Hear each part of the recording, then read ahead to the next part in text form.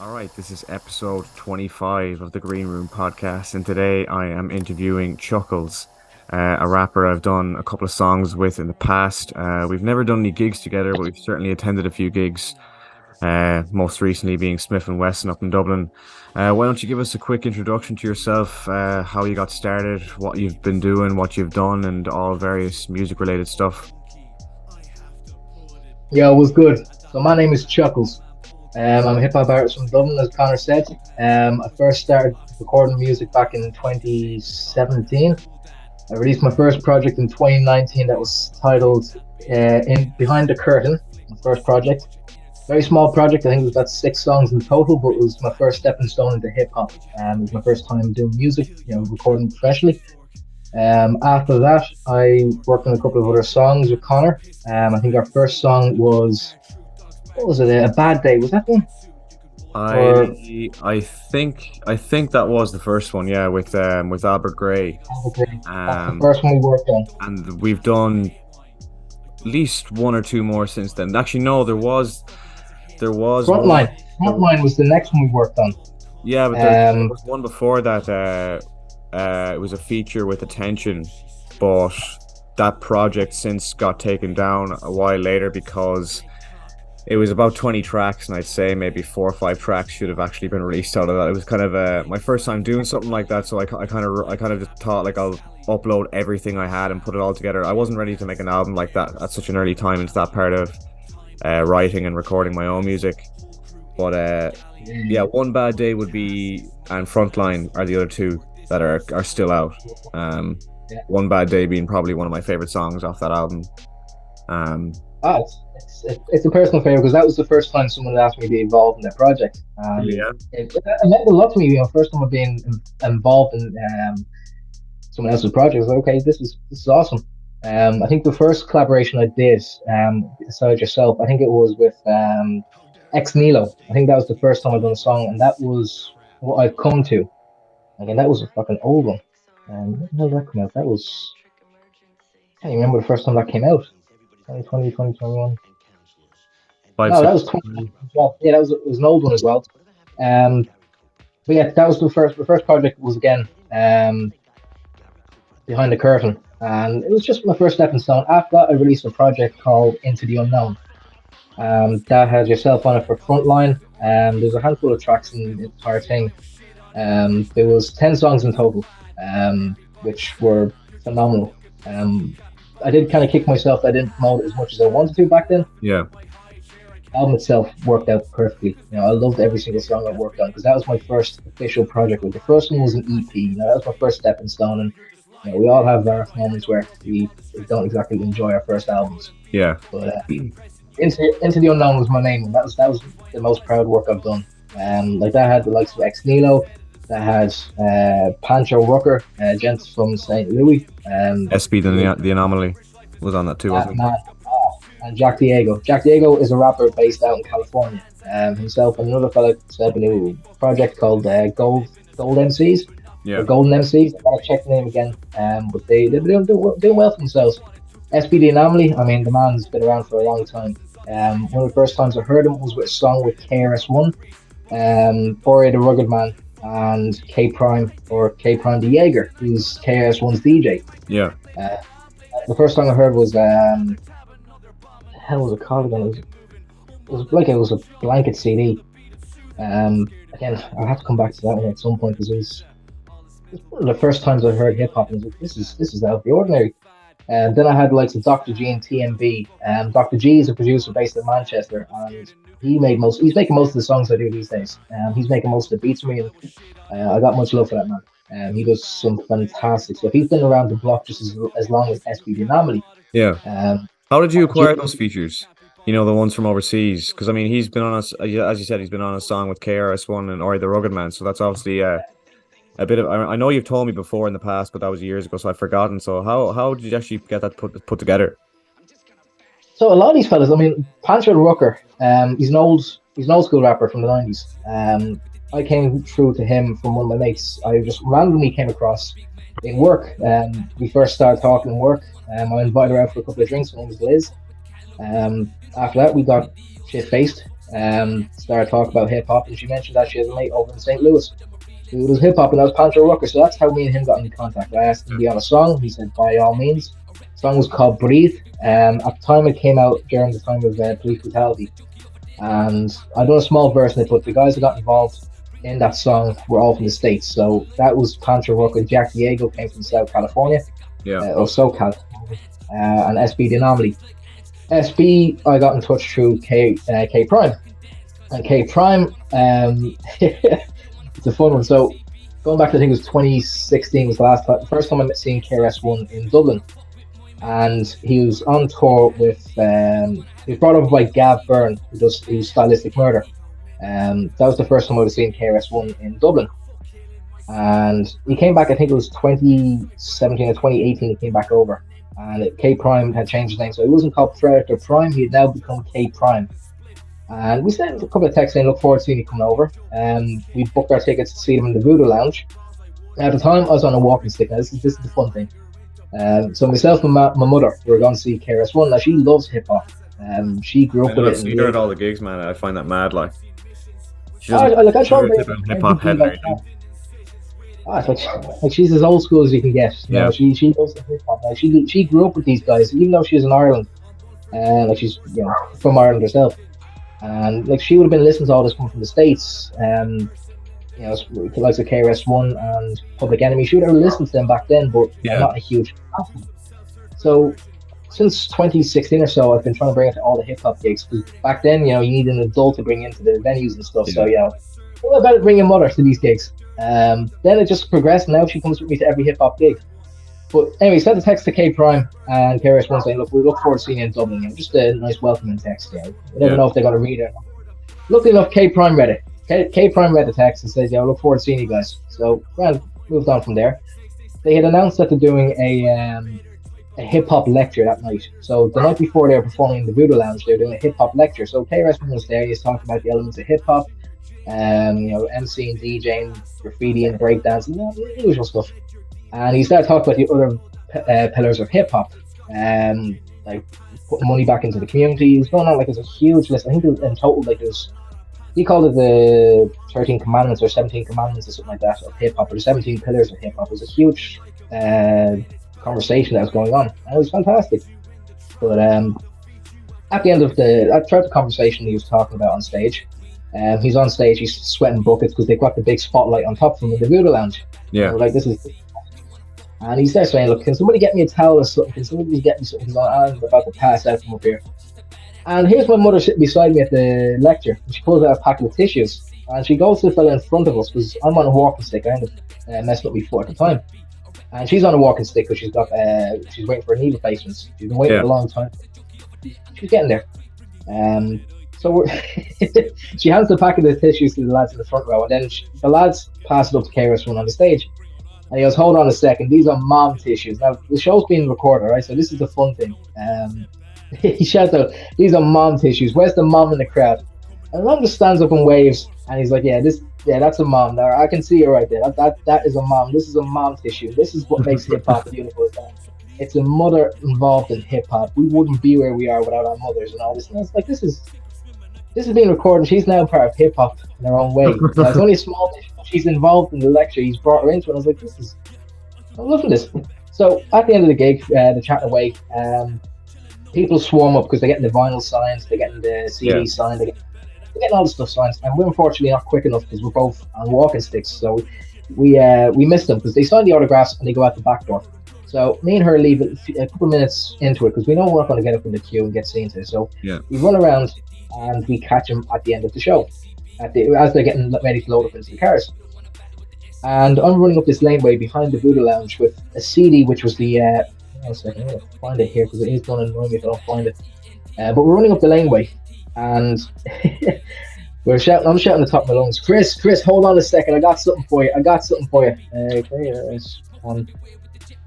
It's going to annoy me if I don't find this thing. There's one. But you're going to move back?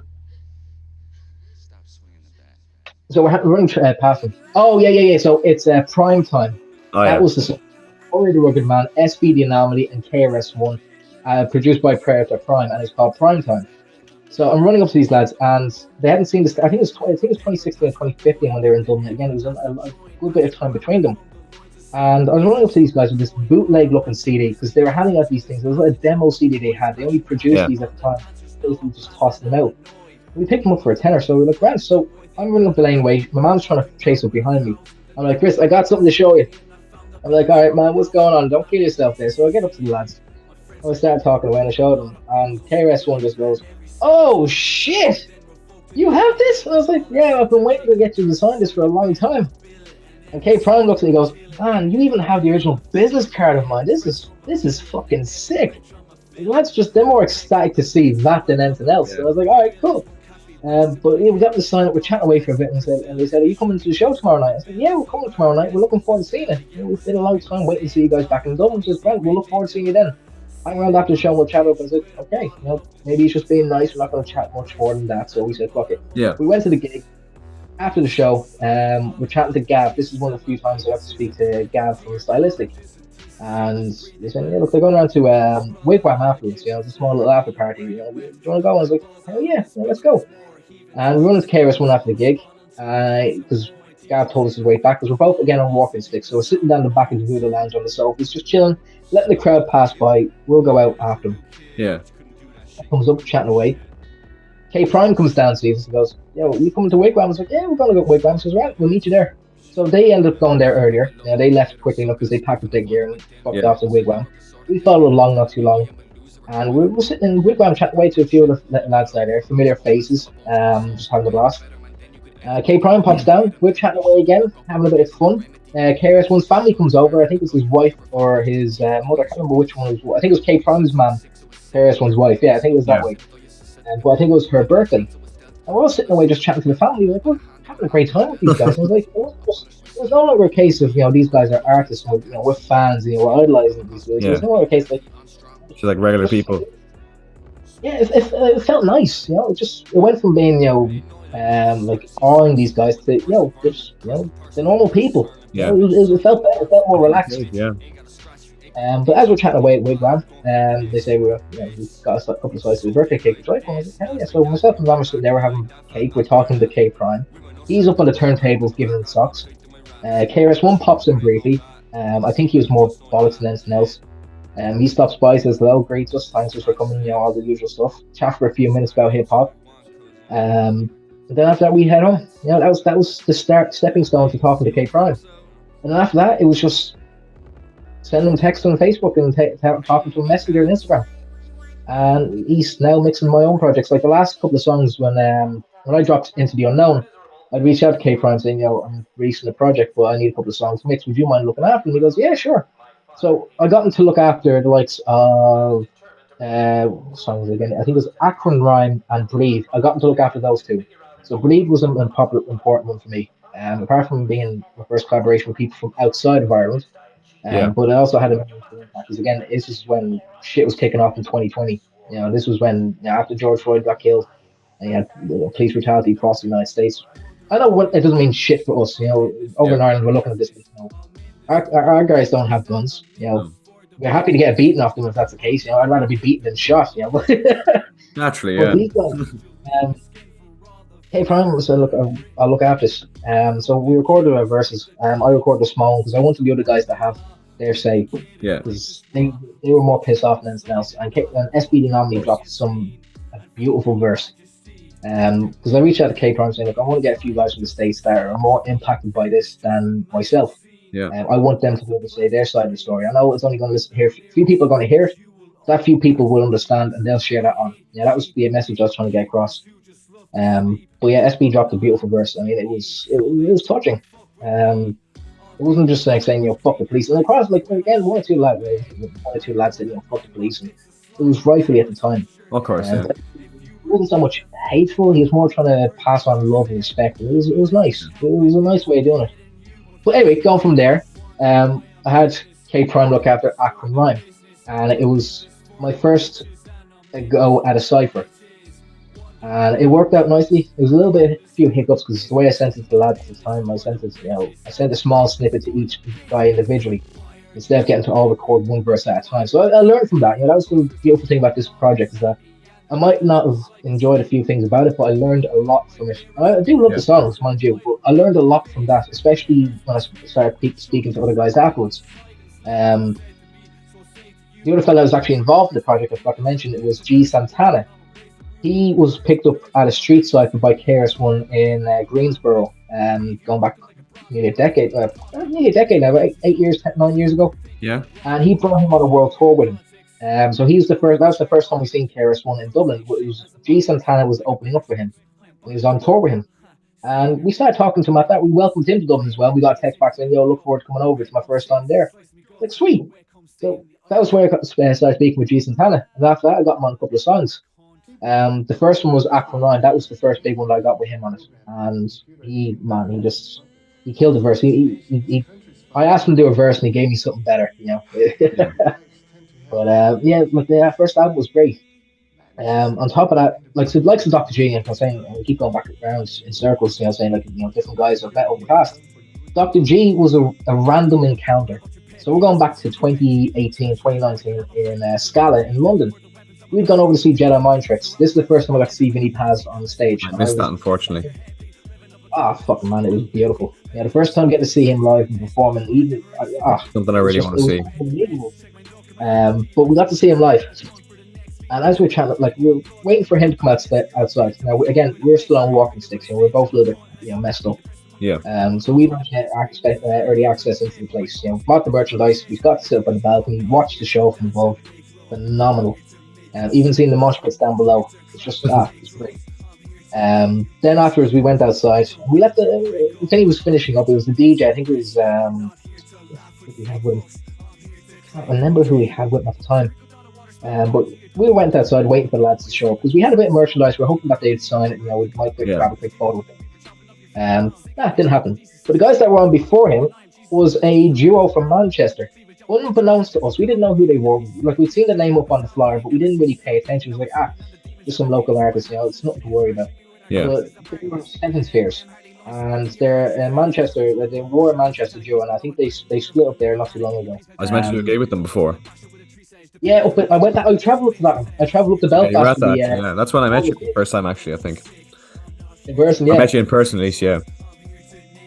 that was like we were dying to see that gig. Yeah, we were looking forward to seeing the lads coming over. I think it was about a year or two after that they split up.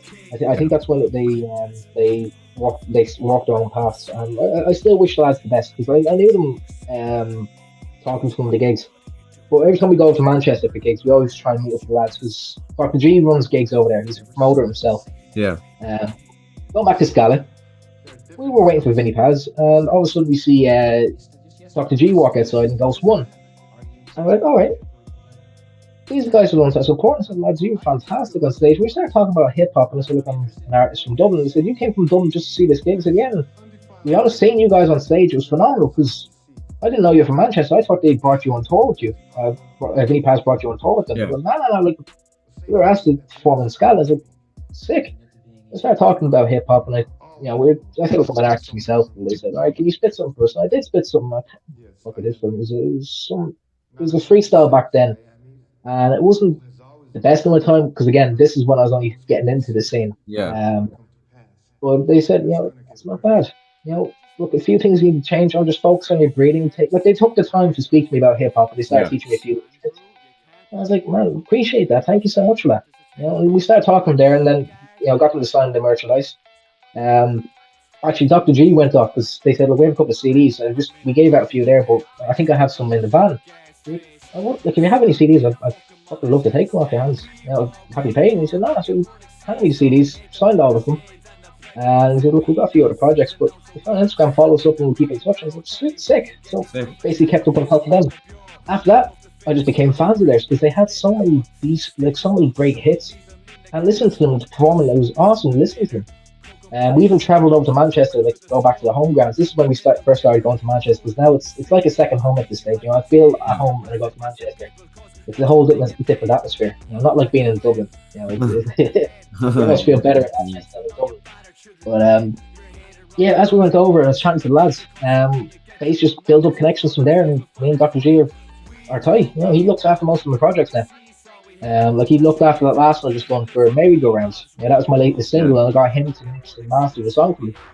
But if he has a beat in mind and there's a bit of a clown element to it, he'll send it to me. He's like, this is, I've got you in mind for this. So the fact that I've got to that point with him, the fact that he's sending me something to say, like, this, I thought about you with this.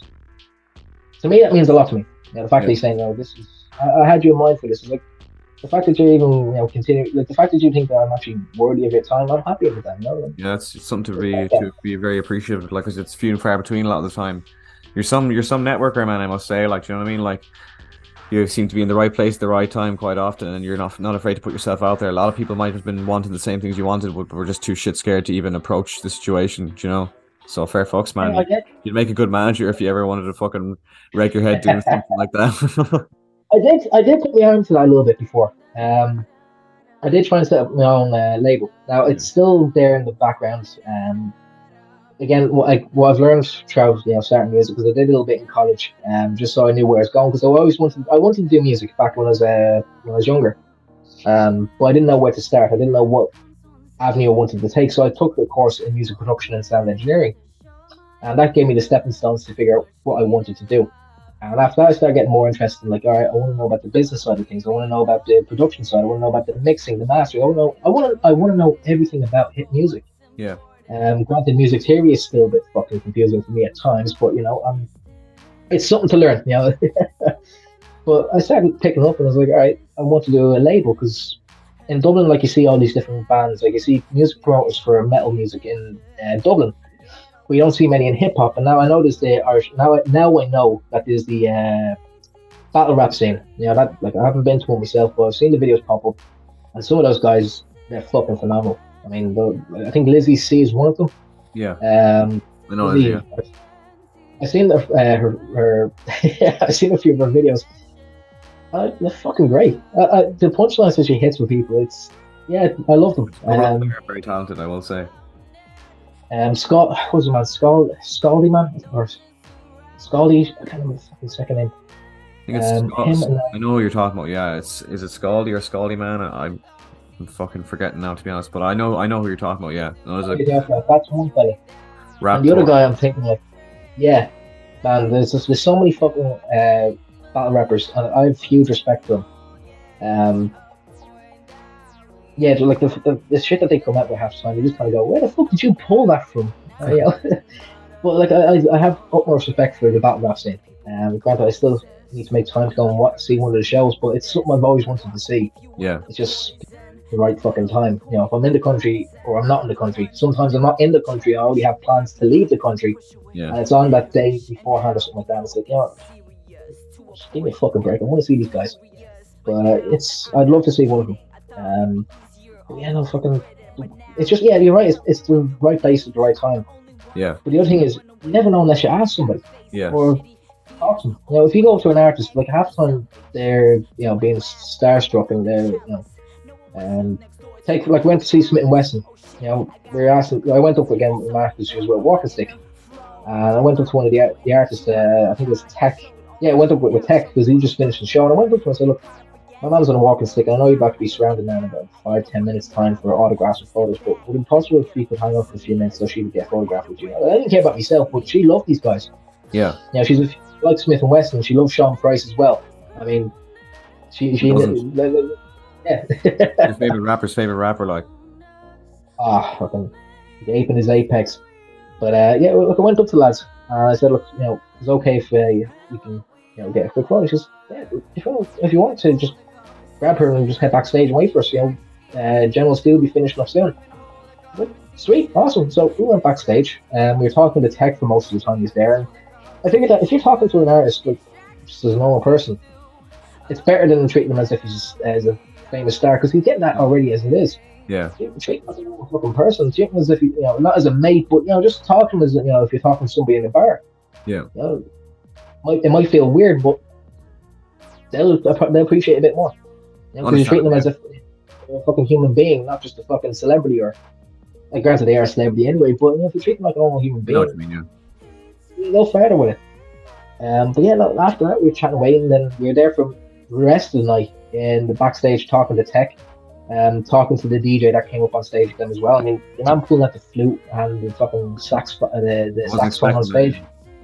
I didn't see a saxophone. It was like some fucking GTA quick draw, some bullshit, you know. It's like, where do you pull the fucking saxophone from? I turn away for a second, you've got it in your fucking hands, like, what? But yeah, Oh, no, just seeing yeah. those. Like, They didn't need to do that. Like they didn't need to like they didn't need to. I not go expected that hard. and two vocalists, you know what I mean? But for them to actually play some of the songs, so that was pretty cool, and it adds definitely. But yeah, like we were chatting away to him, then General Steel eventually popped up and he's like, yeah, oh man, it was great seeing because that, look, again, I was wearing a Sean Price rugby jersey. He spotted that too, didn't he? Yeah, the both of them was like, I see you in the crowd. It's like, yeah, yeah, yeah. Like again, like if I know the lads, like I try and wear that when I go to like see artists that would work with Sean Price, just Yeah, you know, because it's their brother, but our fan, you know, it's we're fans of them, yeah, and Sean Price, most importantly, we're huge fans of Sean Price. So it's an idea to keep his image alive. definitely. I So agree. that's why I try and keep the merchandise going, the logo going here. Nice fucking top Um, as well, man. that's beautiful. I got it from a guy over in the States called Goodaware. Um, fucking, you know, Johan does all these different types of merchandise for like so Big Pun, for Raekwon, for Wu Tang, like individual artists. Yeah, Mob Deep was a big one that we done recently. Done a varsity jacket with Mob Deep, or was Mob Deep? No, Prodigy's colors. You know, it was a black and red varsity jacket yeah. with fucking Prodigy's bandana on the wrist. And it's a beautiful jacket. I've had kind of hemmed and hawed going. I kind of want that jacket. You know, I really want to get that jacket. But like, I don't want to pay the fucking fees again. You know, I've done it once. I got a Sean Price bomber jacket. I'm happy with that. I don't want to fucking spend an arm and a leg for the fucking import duties because that just fucking screwed me over last time. But the Understandable. merchandise is beautiful. Yeah, fucking. You never know unless you ask artists. You know, you never, if you don't go to an artist to talk to them, or you know, if you don't chance your arm and ask them something, you're never gonna know. You know, Yeah. they might say no, but that's the worst thing. You know, worst thing is they probably slap you.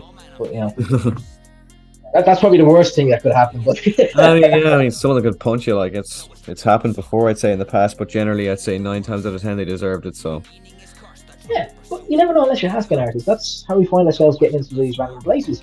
yeah, Um, how else have we fucking gotten into it? Places, it's just kind of random events. Ori the Rugged Man, that is probably one of the best ones I've gone to see. That I was at man, that too. fucking every time I bring my mom to his shows as well. You know, Yeah, that's another thing. He absolutely loves her. Anytime he sees her at the shows, he's happy to see her. Like the first time we brought her to the show, myself and my mate Eamon, we went to see Ori the Rugged Man. I think it was at the end 2016, 2017. It was one of those 2 days. Again, Sugar Club, fantastic venue. with I Afro, can't was it? think of anything. That was with Afro. Yeah, yeah, yeah. That That was was it. Afro. And who else was with Afro? It was Ori, Afro, and somebody else. Was it Green Lantern? No. I can't actually remember. No, I wasn't Green Lantern. I don't think. I can't remember Wasn't now. Brother Ali. It's something that's going to pop up again. You know, we're I going to have my end up ticket thinking here about it somewhere. I could check it. later. Well, yeah, no, like every time, like we went to see him, and I remember when he done Honolulu. You know, he asked people to get up on stage. So me and my mate Amy jumped up on stage.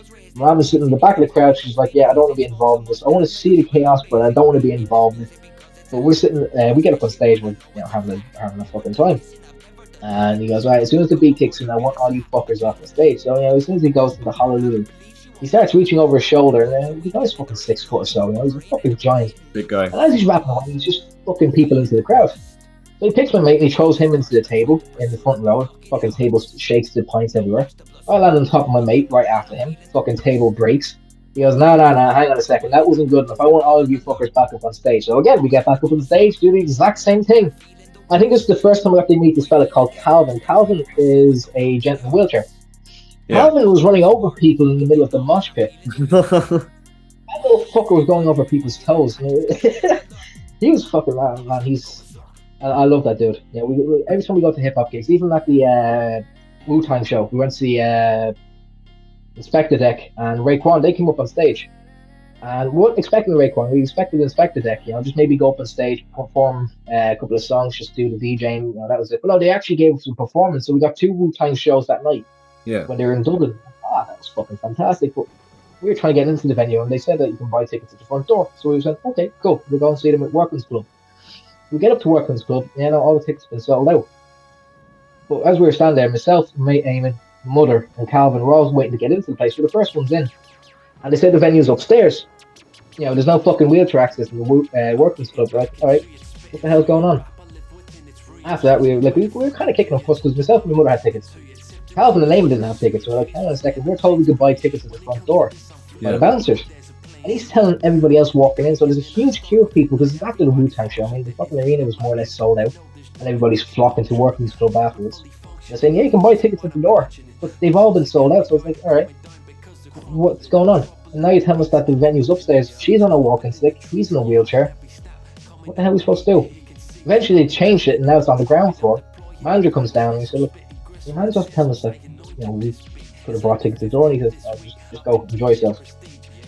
And my mate was about to say, I didn't buy a ticket. And I was like, shut the fuck up, and just start shoving them behind Cal's. Like, you're looking at the man. It'd be bad news if that got out,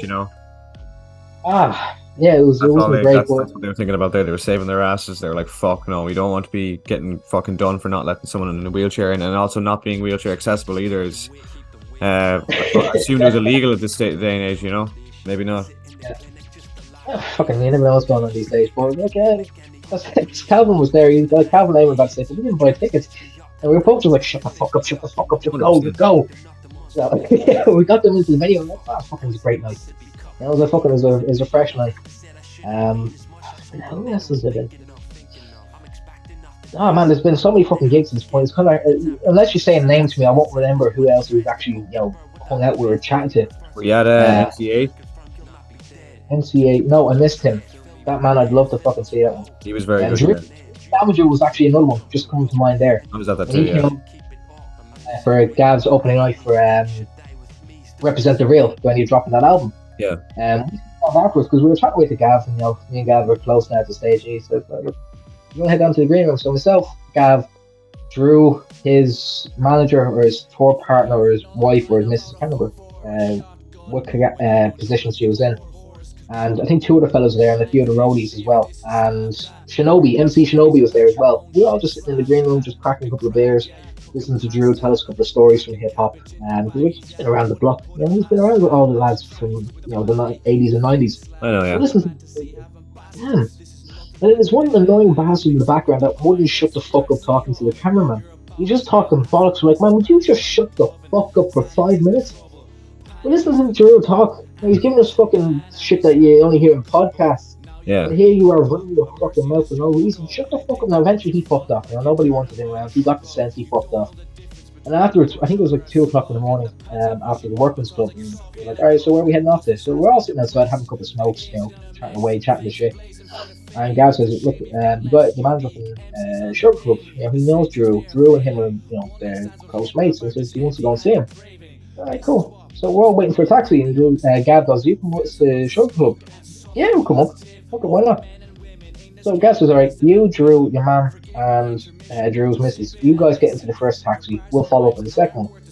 And we're just bombing up the road back up to the Shirt Club. We get there about 2:30, 3 in the morning. We're still there outside, in the venue, drinking, smoking, chatting the shit. DJ Flip is there as well. He was opening up for the night as well, because he did the cuts Represent the Real. We're all just sitting up in the fucking Shirt Club, just chatting shit, just having a fucking great night. It just felt like you were just with the lads, you didn't realise that, these guys have been around for such a long time. You're talking to some fucking old school hip hop heads, you're like, this is fucking class, this is nice. Just a random encounter, just chatting to random people and just end up in the random places. Sick, man, honestly. You got some amount of stories there. Genuinely fucking I've been lucky enough in my case, because 9 times out of 10 when I was up at those gigs, I wasn't staying in Dublin, so I had to leave basically as soon as the gig ended, essentially. But I've gotten nearly an autograph from every artist I've seen up there, and a photo and whatever else. So I'm delighted with that. I would have loved to have been able to hang around, or at least maybe if I had stuck around some situations I could have, but I couldn't take that chance. It was either you're getting home now or you're stranded. It's like, fuck it, go. I'd rather fucking leave and be stranded in Dublin. I don't want to fucking do this. Because then 6 hours, man, essentially, unless you're lucky enough to find someone who'll give you a couch, but it would be a fucking nuisance. I'd hate that, But I get you. thankfully, it's never happened. Not yet. That's the way you can look at it. It's never happened yet. Oh yeah, but I don't look forward to it if it does. Cool. So before we close out the episode, do you have anything current, ongoing that you'd like to promote, whether it's music or a music video or a gig or anything of that sort? Oh hell yeah! So just dropped a new single there. It's called "Merry Go Round." At the moment, it's got a video out as well. But it's the whole description about the song that I put out. It's my way of dealing with the housing crisis we have at the moment. The fact that many people in my generation, like I'm in my twenties now, and the average age for people to move out now is nearly 30 years old. Yeah, The prospect of owning a house in this country has it's more or less dwindling in people's minds. Like, yeah, look, I'm not able to afford my own fucking house zero in to this none, place. pretty much. You're stuck renting, and you're paying for somebody else's fucking mortgage. You can't save for your own mortgage. You're spending money to pay for somebody else's, Yeah, and annoys the fuck out of me. The fact that is uncontrollable at this point. There are people that are putting up fucking squalor conditions for people to rent. Um, they're yeah, extortionate it's just prices. yeah, and what we're constantly hearing is the same story going around and around. People telling the exact same story, whether it was 5 years ago, 10 years ago, 15 years ago. The exact same story going around, and the exact same words coming from the same politician's mouths as well. So at this point, we're stuck in a merry-go-round, Yeah, and that is the title of the song called "Merry-Go-Round." Yeah, look, it's a touching song, and I'm happy how I shot it. The video was done. It was made by a guy called AK Productions. He's a phenomenal film production crew. He's got a huge backing behind him as well. It's only a small team of them, but the lads are doing some fantastic work. And it was also produced by Dr. G, mastered by Dr. G, and mixed by Dr. G. So he's looked after the whole thing. But yeah, it's probably one of my favorite songs at this point. As for shows wise, I can't say much of that at the moment because something is planned. I don't know what the story is just yet behind it, so I'm not going to say much about that. But fair enough. hopefully there'll be a bit more information soon enough, and I'm looking forward to it. It will be my first time back on stage in a fucking long time. Beforehand, there's only small mic sets, but this is the first time I'll be on stage as the Yeah, clown back on stage. It's something I'm looking forward to doing. It's sweet. been a long time since I've been on stage, so. Right. But yeah, that's the main one. Just got a new single out, and if you got the time, go check it out. It's Merry Go Round. It's on all platforms at this point, so you gotta find it anywhere else. Can't find it anywhere. Well, you can find it everywhere, should I say? Do you have any projects in mind, or you Projects. I have also one I'm working on at the moment. I've got two of them at the moment I'm working on. Hopefully have yourself on it soon enough as well. sweet? I just need to get the right together. But yeah, the first one I've got coming out, it's a funny one that I made from Poland. It's me, myself, Camille. Another producer, his name's Joey Beats. He made the beat for Frontline and a few other songs I've done in the past. I cannot recall off the top of my head, but he's involved in a few of the projects in the past. But we were chatting away just about some random shit at one point, and we ended up coming to this conclusion of a really fucked up story between the two of us just chatting the shit. But it's the next project I've got. I'm hopefully going to be released. It's called The Chronicles with Chuckles. That's the first major project, next project I've got coming out. After that is another project. Can't say the name on that just yet because it's coming together, but I want to save that as a surprise. But it is going to be a pretty good one. Just need to get the right people on it, which it's looking pretty nice at the moment. So Cool. yeah, that's at the moment. It's good to hear you're working on stuff.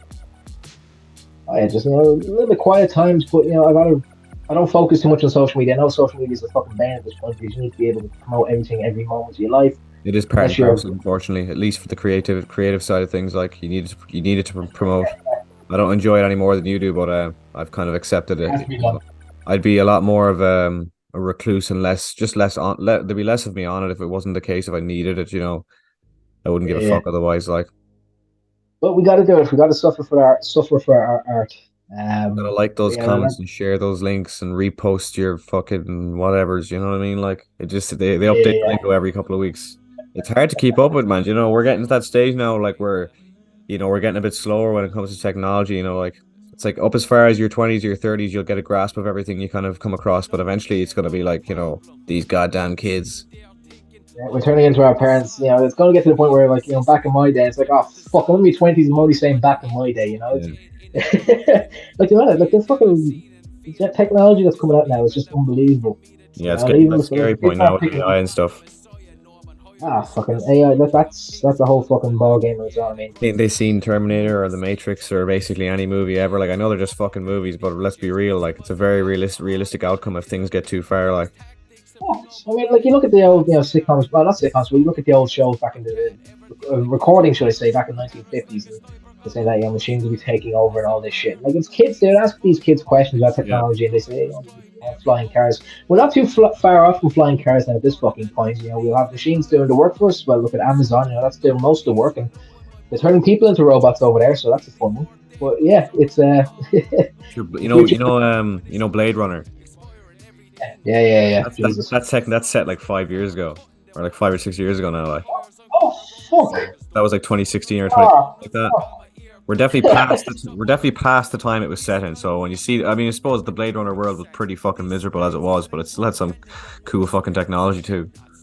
Oh yeah. I mean, then you look at like this, Cyberpunk 2077. Yeah. I know it's futuristic, and we're not too far off that either. I know it's based in America, but it's close enough to having its own civil war and all that I bullshit. don't But want to get fucking implants, but I feel like, see, if you're in a world where people have implants, then you're gonna have to get implants too to basically, not be a piece of fucking meat. Like, I know, like I kind of feel like I feel like I'd chip in. I feel like I'm down that path. I wouldn't mind doing it. Not the fact that it look interesting. It'll look cool, but like there could be benefits to it at that point. Not the fucking microchips, the scanning, to fucking read your barcode and all that crap. I don't World Economic that. Forum shite. Like, Yeah, I don't like that thought. That shit I don't like.